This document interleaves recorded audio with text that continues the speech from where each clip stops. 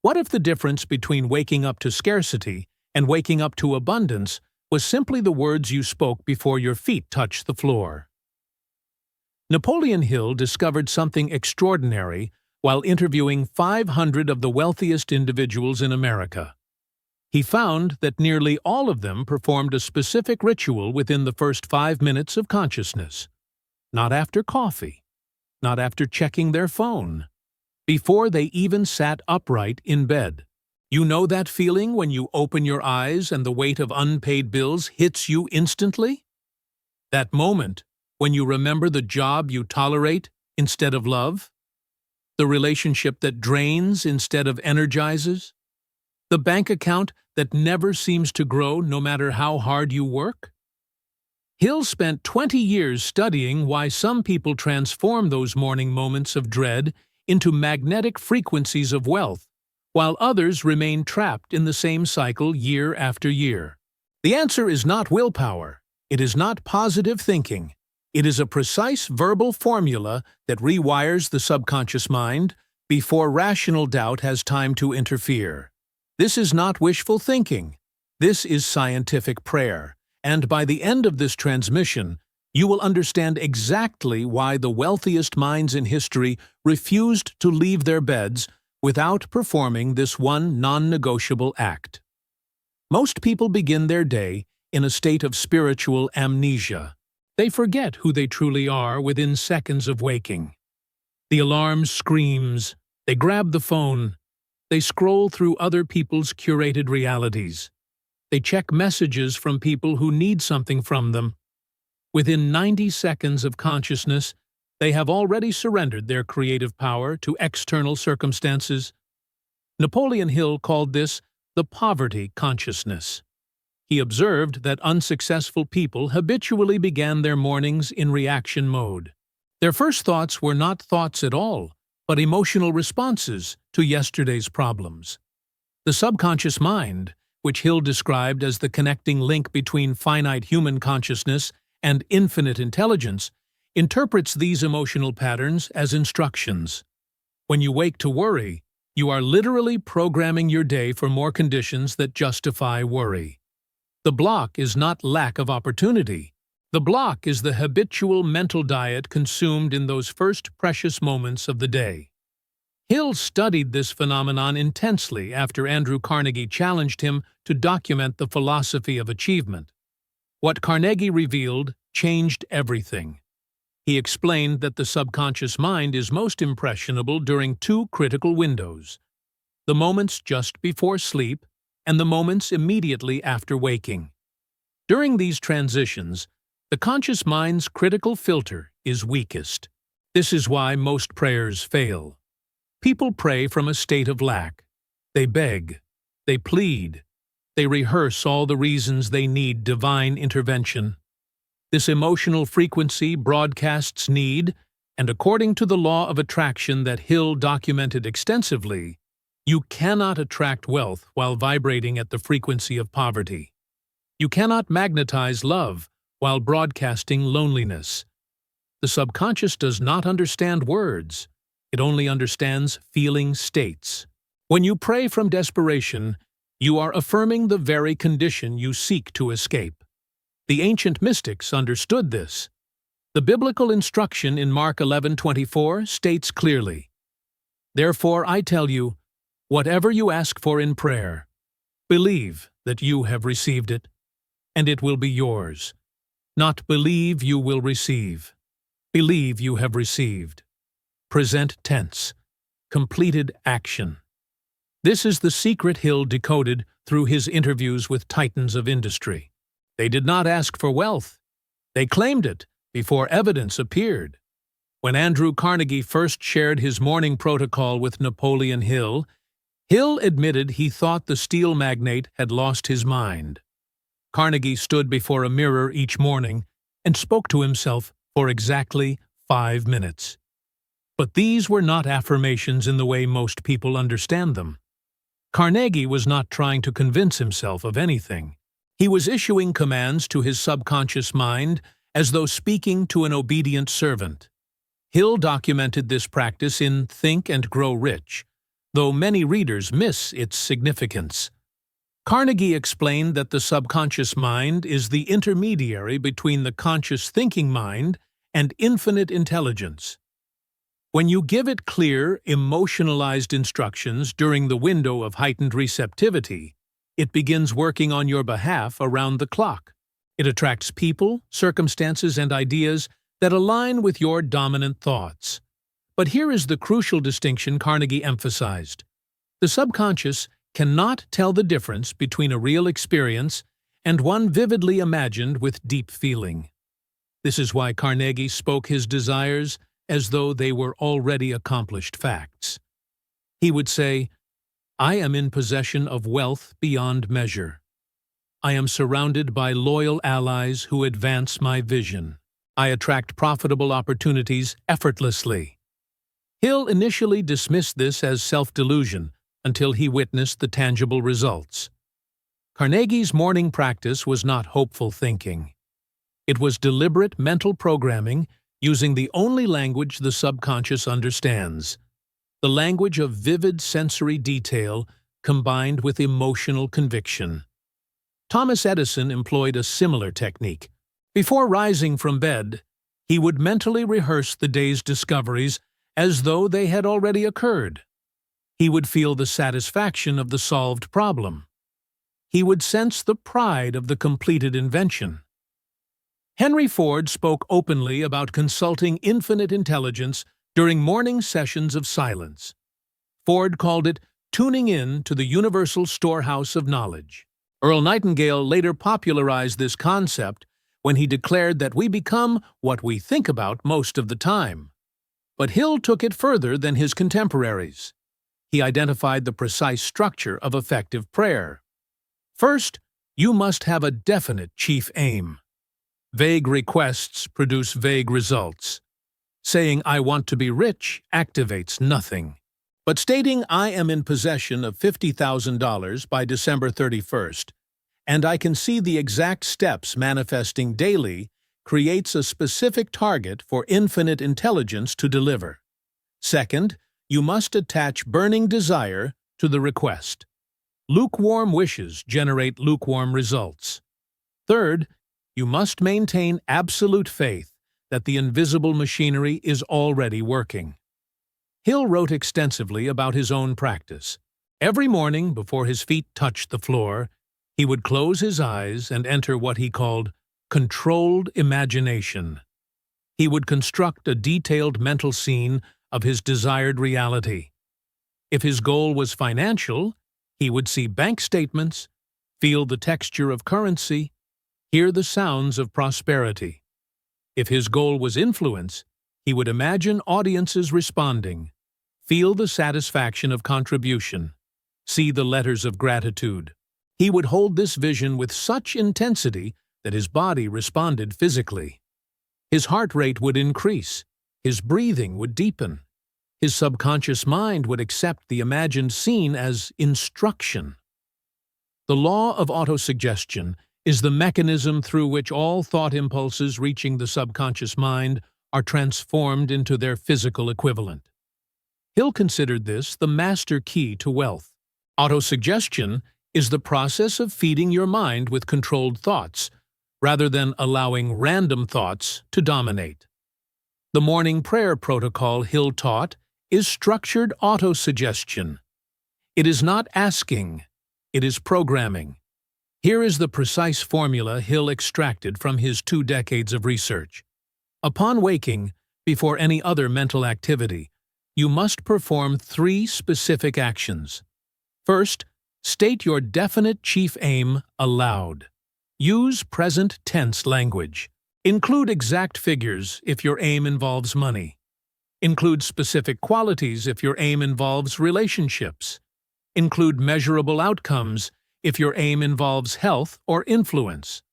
Speak as though you are reporting facts, not wishing for possibilities. Second, you must generate the emotional frequency of gratitude. This is the tuning mechanism. Gratitude is the feeling state of already having received. When you feel grateful for money before it arrives, your subconscious interprets this as confirmation that money is already yours in the invisible realm. This is not pretending. This is deliberate emotional alignment with your desired outcome. Hill called this acting as if. Carnegie called it assuming the feeling of the wish fulfilled. Third, you must make a concrete commitment to take one immediate action toward your aim that day. This bridges the invisible world of thought with the visible world of action. Infinite intelligence responds to movement. When you combine mental clarity with emotional alignment with physical action, you create what Hill termed the triple key. Most people pray and then do nothing. They wonder why their prayers go unanswered. Hill discovered that answered prayer always requires human cooperation. The biblical principle Hill referenced most frequently was Mark 11:24. He explained that believe you have received it is not poetic language. It is technical instruction. The subconscious mind operates in present tense only. It has no concept of future. When you say, I will be wealthy, the subconscious places wealth perpetually in the future. But when you say, I am wealthy, the subconscious begins constructing the pathways to make that statement true in material reality. This is why desperation repels. When you wake up praying from need, your emotional signature broadcasts, I do not have. The universe mirrors that frequency. You attract more evidence of lack. But when you wake up claiming possession, your emotional signature broadcasts, I have. The universe mirrors that frequency. You attract evidence of abundance. This is not metaphor. This is energetic law that Hill observed operating consistently across hundreds of success stories. Hill also warned against the enemy of effective prayer: doubt. In Outwitting the Devil, he described doubt as the weapon used by negative forces to abort manifestation. The moment you introduce uncertainty into your mental programming, you cancel the instruction given to your subconscious. This is why the morning ritual must be performed with absolute conviction. You cannot hedge. You cannot say, I hope this works. You must command your subconscious as Carnegie commanded his, with the authority of a master addressing a servant. The mastermind principle amplifies this power exponentially. When two or more minds unite in harmony toward a definite purpose, they create a third invisible mind that Hill called the mastermind. This is why praying in alignment with universal laws rather than against them is critical. You are not begging a distant deity. You are activating infinite intelligence through focused thought and emotion. You are partnering with the creative force that organizes galaxies and grows forests from seeds. In the 21st century, this ancient wisdom has been validated by neuroscience and quantum physics. The reticular activating system in your brain filters reality based on what you have programmed it to notice. When you perform Hill's morning protocol, you are literally rewiring your neural pathways to recognize opportunities you would otherwise miss. This is not magic. This is biology responding to deliberate mental input. Consider the modern entrepreneur drowning in competition. They wake up checking what competitors are doing. They begin the day in comparison mode. They feel behind before they even start. Now imagine that same entrepreneur implementing Hill's formula. They wake up and immediately declare, I am the leading authority in my field. I attract ideal clients effortlessly. My value is recognized and rewarded abundantly. They feel the pride of achievement. They visualize full calendars and overflowing accounts. They take one aligned action before checking email. What changes? Everything. Their energy shifts. Their decision-making shifts. Their presence shifts. People sense confidence, and confidence attracts opportunity. This is what Carnegie meant by magnetizing gold. You become a magnet for the resources, people, and ideas that match your internal frequency. Hill proved this repeatedly. He went from poverty to wealth using these exact principles. He documented others who did the same. Earl Nightingale built his empire teaching one core idea he learned from Hill. We become what we think about. But Nightingale added crucial nuance. He explained that most people think about what they do not want. They think about debt, so they attract more debt. They think about loneliness, so they attract more isolation. The morning prayer interrupts this destructive pattern. It redirects mental energy toward what you do want with such intensity that the subconscious has no choice but to pursue it. Henry Ford famously said, "Whether you think you can or think you cannot, you are right." This was not motivational fluff. Ford understood that belief shapes reality through the mechanism Hill described. When you believe you are capable, your subconscious finds ways to prove you right. When you believe you are limited, your subconscious finds evidence to confirm that too. The morning ritual is the practice of choosing which belief you will authorize. Thomas Edison performed over 10,000 experiments before perfecting the light bulb. Reporters asked how he maintained motivation through so many failures. Edison replied that he never experienced failure, only discovered 10,000 ways that did not work. This mindset came from his morning practice of mental rehearsal. Before each day's experiments, he would visualize success. He would feel the satisfaction of illumination. His subconscious interpreted this as a command to keep seeking the solution. This is the modern application of Hill's biblical secret. Your morning prayer is not about convincing God to give you something. It is about aligning yourself with laws that are already operating. Gravity does not care if you believe in it. It functions regardless. The law of autosuggestion is the same. When you use it correctly, results are inevitable. When you ignore it, you remain subject to random thoughts and inherited beliefs that were never yours to begin with. The practical steps are simple, but non-negotiable. Set your alarm 5 minutes earlier. Keep a written copy of your definite chief aim beside your bed. Before your feet touch the floor, read it aloud. Close your eyes and construct the mental movie of your aim fulfilled. Feel it in your body. Let gratitude wash over you. Then identify one action you will take that day to move toward it. Do this daily, without exception. Hill promised that within 30 days, you will see evidence of unseen forces working on your behalf. The metaphysical resolution is this: you are not separate from the wealth you seek. You are not distant from the love you desire. You are not disconnected from the health you crave. Separation is the illusion. Napoleon Hill spent his entire career proving that infinite intelligence flows through every human mind equally. The only difference between those who access it and those who do not is the quality of thought they habitually entertain. The morning prayer is the practice of deliberate thought. It is the conscious choice to program your subconscious before the world programs it for you. It is the act of claiming your inheritance before evidence appears. Hill taught that faith is the starting point of all accumulation of riches. But he defined faith differently than most. Faith is not blind hope. Faith is the visualization and belief in the attainment of desire.